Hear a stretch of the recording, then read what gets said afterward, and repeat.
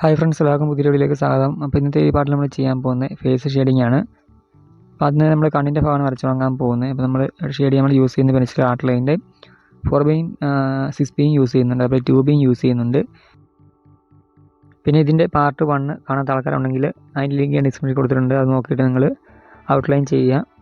പിന്നെ ഈ ഒരു ഗ്രിഡ് മെത്തേഡ് ഉപയോഗിച്ച് അല്ലെങ്കിൽ ഗ്രിഡ് ലൈൻസ് വരയ്ക്കുന്ന കാര്യങ്ങളൊക്കെ ആരുടെയൊക്കെ പറയുന്നുണ്ട്. ഇല്ലെങ്കിൽ നമ്മൾ ആരുടെയുടെ ഡിസ്ക്രിപ്ഷനിൽ തരുന്ന ഈ ഒരു ഗ്രിഡ് ലൈൻസ് വരയ്ക്കുന്ന വീഡിയോ കൊടുത്തിട്ടുണ്ട്. അപ്പോൾ അത് നോക്കിയിട്ട് നിങ്ങൾക്ക് ലൈൻസ് വരയ്ക്കാവുന്നതാണ്.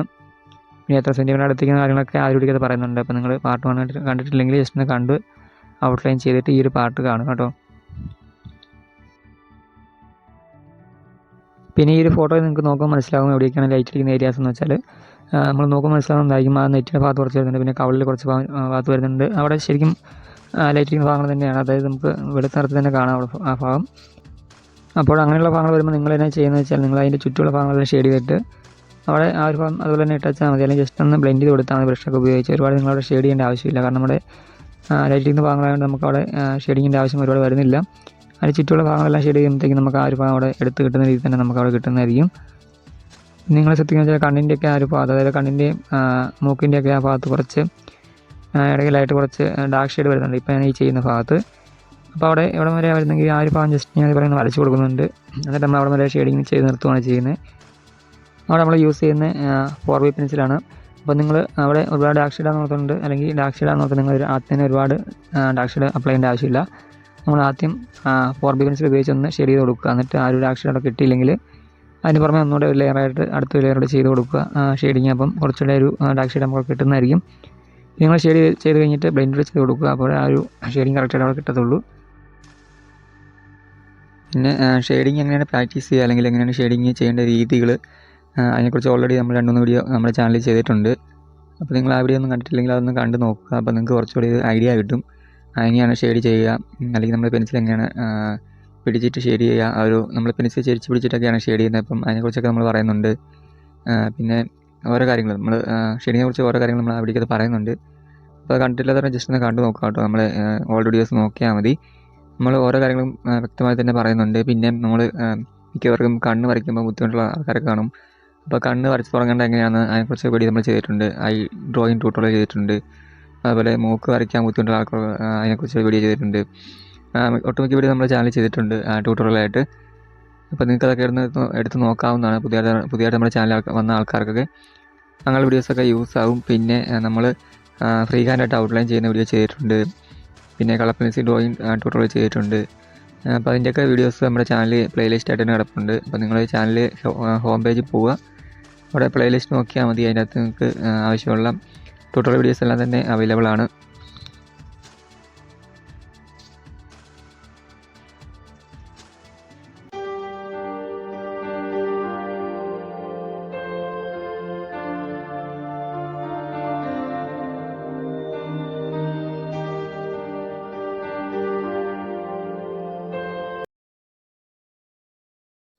കണ്ണിൻ്റെയൊക്കെ ഭാഗം നിങ്ങൾ വരയ്ക്കുമ്പം കണ്ണിൽ ചെറിയ ഹൈലൈറ്റ് ആയിട്ടുള്ള കാര്യങ്ങളൊക്കെ ഉണ്ട്, അതായത് ചെറിയ ലൈറ്റ് അടിക്കുന്ന ഏരിയാസൊക്കെ വരും. അപ്പോൾ ആ ഒരു ഭാഗങ്ങളൊക്കെ നോട്ട് ചെയ്തിട്ട് ബാക്കിയുള്ള ഭാഗങ്ങളൊക്കെ ഷെയ്ഡ് ചെയ്യുക. ഓരോ ഭാഗം ക്ലിയറായിട്ട് ചെയ്ത് പോയാൽ മതി.